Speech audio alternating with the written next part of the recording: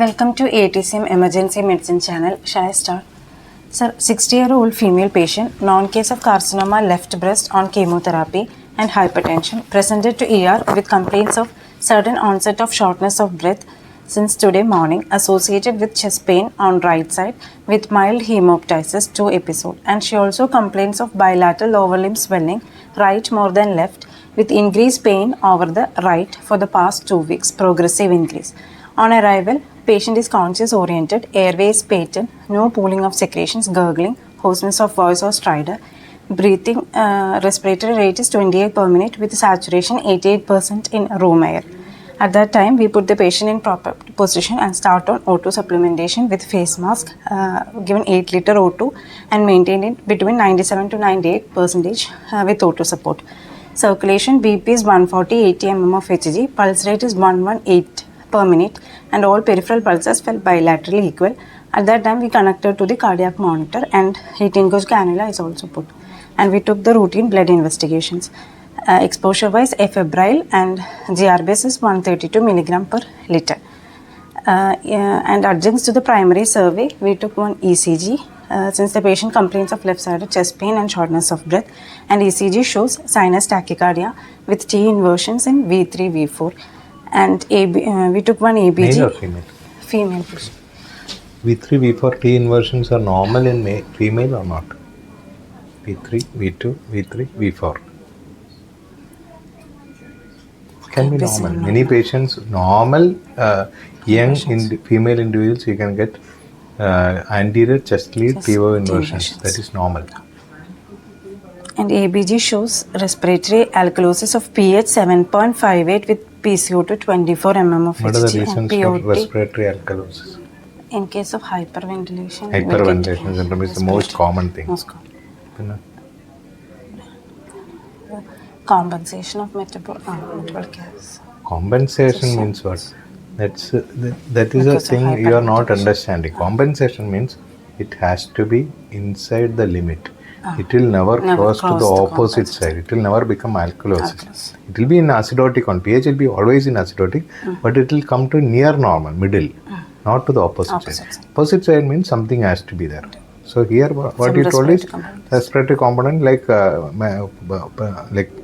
what you told first one, hyperventilation. Second thing is, if suppose you have acute problem like asthma or in pulmonary edema, their acute phase you can get alkalosis. Third one is pulmonary embolism. Okay. And lactate is 3.5. And we also took. What are the conditions you get elevated lactate? Elevated lactate in case of increased production of the lactate and otherwise decreased clearance of the lactate. Okay. So, increased production of lactate in case of. Here somebody is saying tachypnea and lactate. Increased muscle effort. So what do you suspect? Hypoxia will be there. Hypoxia is the most common cause for elevated lactate when you have somebody with tachypnea. Okay. And we also took chest X-ray which shows normal, and screening echo was done which shows dilated RA-RV with concentric LVH. Okay. No features of pericardial effusion. USC chest still no B lines, no consolidation, no pleural effusion. Dilated RA-RV indicates what? With pulmonary artery hypertension. So acute pulmonary artery hypertension may be due to acute pulmonary embolism.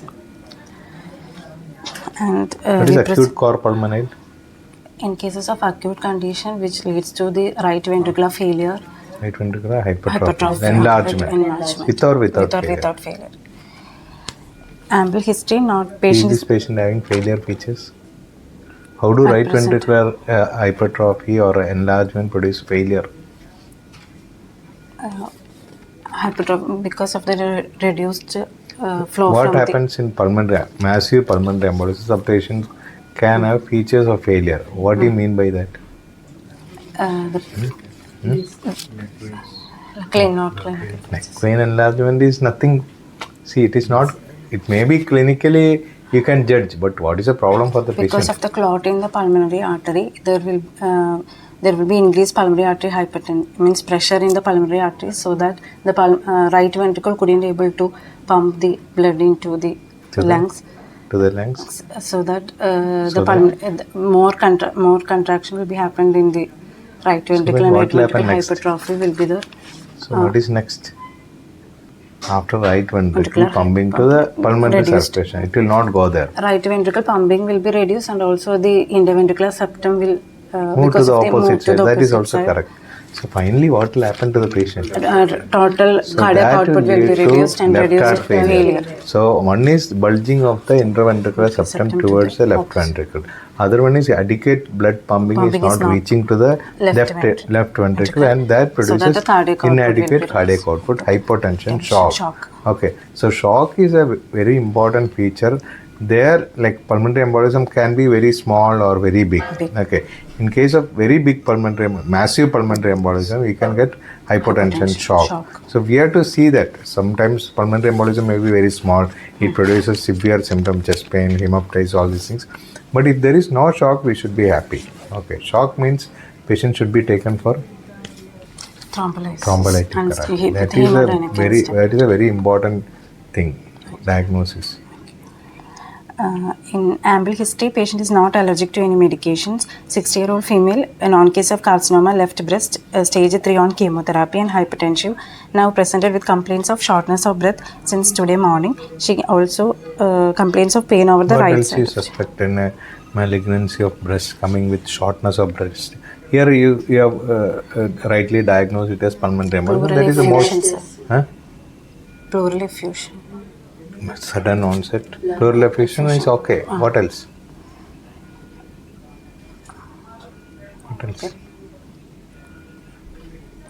So there can be mediastinal lymphadenopathy. Suddenly it can bleed, and it can size can increase and obstruct the airways. Okay. These patients also can come with sudden onset of breathlessness, or sudden means not acute, within 1 day they can become more breathless. Pleural effusion is one important reason. Other one is massive mediastinal lymphadenopathy, which develops bleed. She also complains of pain over the right side of the chest, along with without any history of radiation of pain, sweating, nausea, loss of consciousness, no history of fever, no history of trauma to the chest. She also have mild cough with coughing up of blood less than 10 ml in each episode, and total of 2 episodes. Acute hemoptysis always indicates pulmonary embolism, unless until he is having a bronchiectasis. Bronchiectasis means that may be the reason. And last episode was yesterday night, and no past history of DVT or pulmonary embolism. Is DVT is reason much for pulmonary embolism? No, sir. It's the most common cause. This is one of the causes for pulmonary embolism. But not. And general examination, patient no pallor icterus clubbing cyanosis. Patient has bilateral lower limb swelling, more on the right side compared to the left, and also there is also tenderness on palpation of the right lower limb. Palpate the limb when you suspect pulmonary embolism? Sir, yes, but will you palpate the limb or not? You are not supposed to. You are going to dislodge the clot. So if you suspect a pulmonary embolism, better to leave that limb, do some Doppler and find out whether clot is there or not. Never try to do your test. What is the test? Homans test. Chest air entry bilaterally equal, no added sound. CVS S1 S2 present with per abdomen soft and CNS. No. Common CVS finding in pulmonary embolism. Common finding. RV? Strain. RVS3. Finding. I am asking clinical. RVS3. ECG shows strain pattern. RV strain pattern. RBVB. What is the classical finding? Most common is sinus tachycardia, but the specific is S1Q3 T3. S1Q3 T3. And CNS is no focal neurological deficits. And in this case, since can patient with pulmonary embolism develop focal neurological deficit? No, why you are taking history? You are taking history only to relate with the case. Otherwise, what is the need of taking in CNS history? Can pulmonary embolism produce a CNS manifestation in any underlying condition or not? Normally, will the pulmonary embolism cross to the opposite side? In foramen ovale, patent If foramen there is a ovale, patent foramen ovale or ASD reversal of shunt, then only you can get like that. Otherwise, normally pulmonary embolism as such will not produce any neurological problem. Or suppose the patient is having multiple types of thrombosis, okay, intravascular thrombotic diseases, there you can get associated thrombus in the brain also. In this case, the patient already had the symptoms of tachycardia, tachypnea with desaturation, and also ECG shows sinus tachycardia, and and T inversions in V3, V4, and screening echo shows dilated RA-RV with concentric LVH. We suspected pulmonary embolism, and we sent routine blood investigations along with the D-dimer, cardiac enzyme, and NT-proBNP, since the patient complains of chest pain also. What happened to NT-proBNP in pulmonary embolism? It can be slightly elevated. It can be elevated. Even RV failure also can be elevated. And we also calculated the pretest probability using Well score, and also we can use Geneva prediction score. In case of Well score, it is of 3 values given to if there is any clinical symptoms of DVT or other diagnosis less likely than pulmonary embolism, and 1.5 scores if it is heart rate is more than 100 and this modified Well score. And heart rate is more than 100 and immobilization is more than 3 days of surgery in previous 4 weeks. And if it is new DVT or pulmonary embolism, it is of previous history of DVT or pulmonary embolism 1.4 and hemoptysis malignancy. What is 1. the score in this patient? In this patient, it is total score of 8. And in traditional clinical assessment, if it is more than 6, it is high. 2 to 6, it is what moderate. Happened to Doppler in this patient? Doppler shows right-sided decreased non-compressibility in the femoral and popliteal veins. There is DVT. And in the modified Well score, it is of more than 4, it is pulmonary embolism likely, less than or equal to 4, it is pulmonary embolism unlikely. And there is also a Geneva prediction rule is also there. It also comprises of previous pulmonary embolism or DVT, and heart rate is divided into 75 to 94, 1 score, and if it is more than 95, it is 2 score. And also surgery in the past 1 month, any fracture, active carcinoma, hemoptysis, upper limb, unilateral lower limb pain, pain on lower limb, deep venous palpation or unilateral edema, age more than 65 years. In this patient, total score is 7. Here it is 8. Well score is 8. In this Geneva prediction rule, it is more than, it is 7.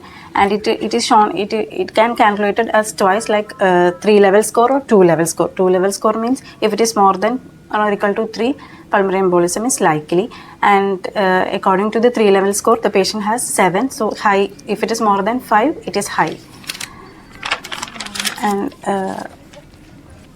And we also done D-dimer, which came to be positive for this patient, and we can what also. What is the importance of D-dimer in management? It has a negative predictive value. If it is negative, then you can roll out. Positive means doesn't mean that pulmonary embolism alone. There are a lot of other conditions it can raise. We can also calculate age-adjusted cutoff of dimer, age into 10 milligram per DL, so that we can, if the patient is more than 50 years, we can calculate age-adjusted D-dimers also.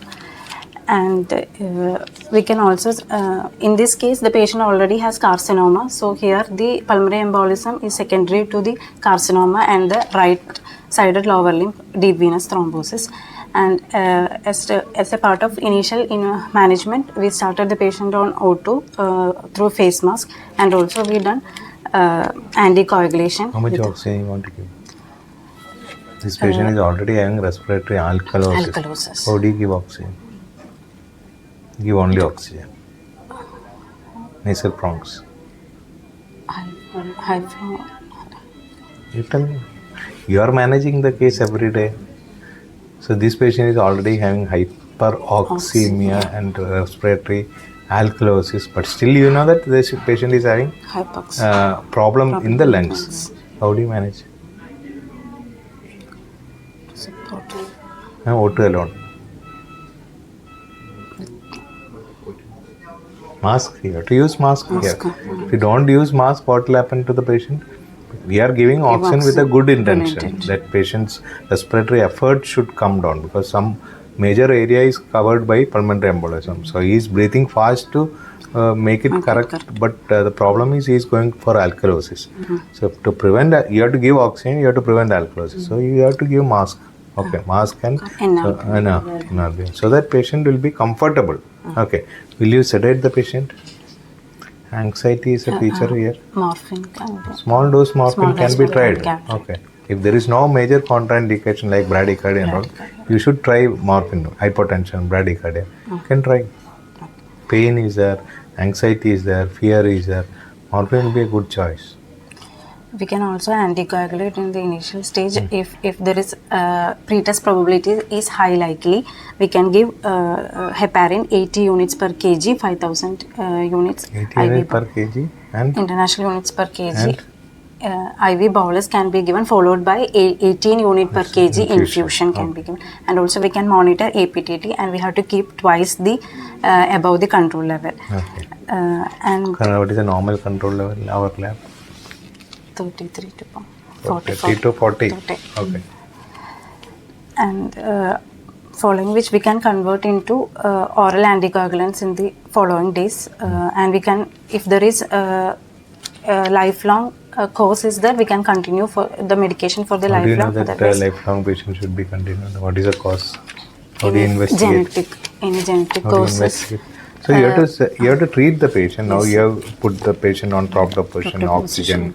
You have taken care of airway, breathing, circulation. You have started heparin infusion or low molecular weight heparin, depending on the dose and creatinine, all these things. Levels. Then how do you investigate this case? What is the reason for DVT? What is the reason for pulmonary embolism?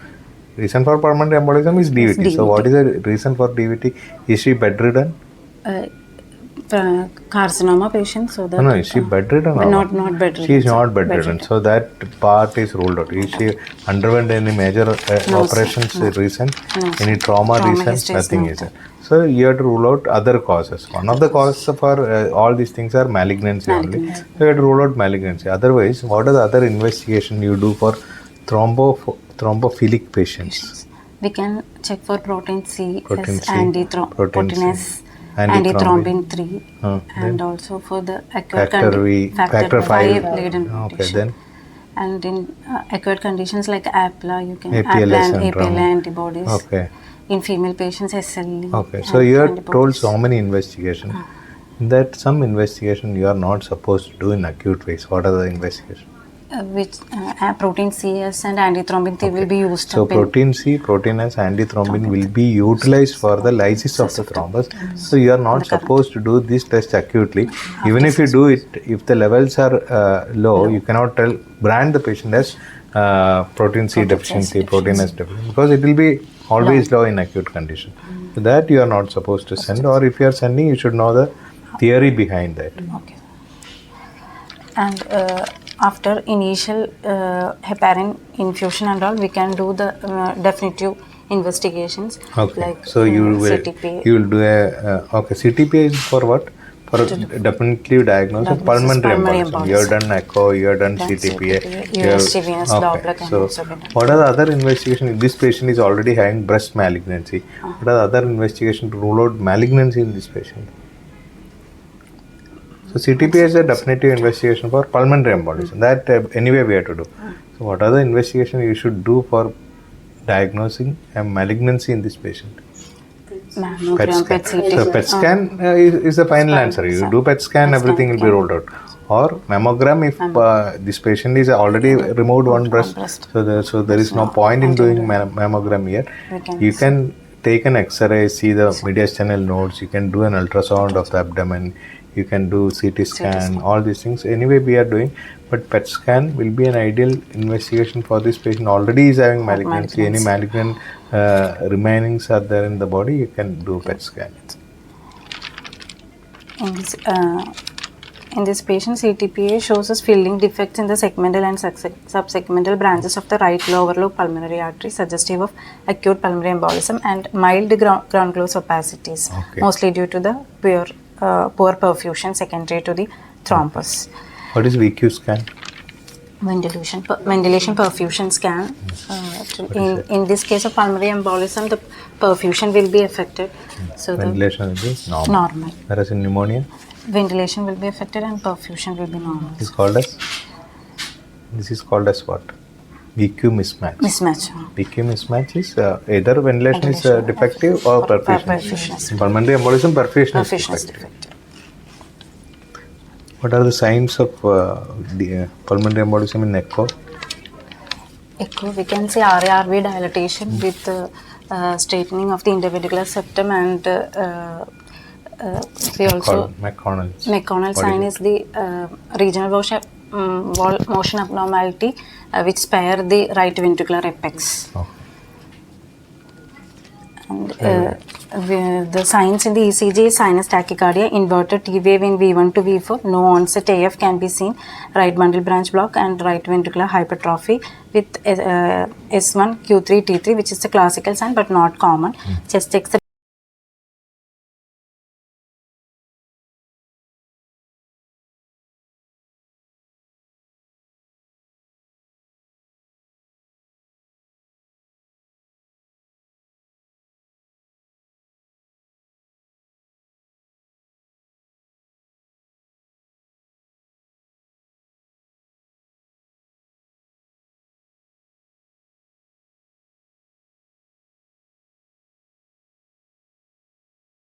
we can see Westermark sign which can be seen in 8 to 14% of patients. Oligemia of the lung fields is the Westermark sign, and we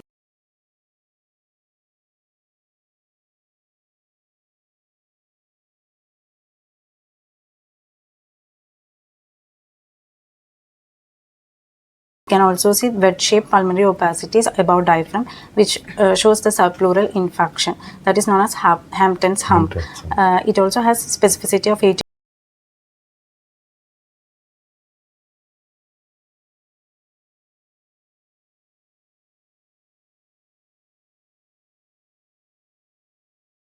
82% and sensitivity of 22%. We can also see pleural effusion, enlarged pulmonary artery and elevated diaphragm. Most of the patients what we manage, you may not see all these signs. Very rarely you get all these signs. In case of echo, we can see increased RV size, decreased RV function, abnormal septal wall motion, RV free wall hypokinesia and interventricular septal flattening. And also rarely we can see right heart thrombus also can be seen. And we can also do one TAPC, that is a tricuspid valve in the perfusion, that is apical 4-chamber view of the heart. We can use M mode cursor is placed, and on lateral tricuspid annulus we can measure the distance of the annulus moves towards the apex. During the systole is recorded. For that the right ventricular function can be seen, that is normal is more than or equal to 16 mm. What happened to this patient finally? We give we discharged with oral anticoagulation. Heparin. What oral anticoagulation started? We started on Apixaban. The doses of Apixaban, Rivaroxaban is 15 mg BD for 21 days, then 20 mg per day. Apixaban is 10 mg BD for 7 days, then 5 mg. What is the main difference between warfarin and Apixaban?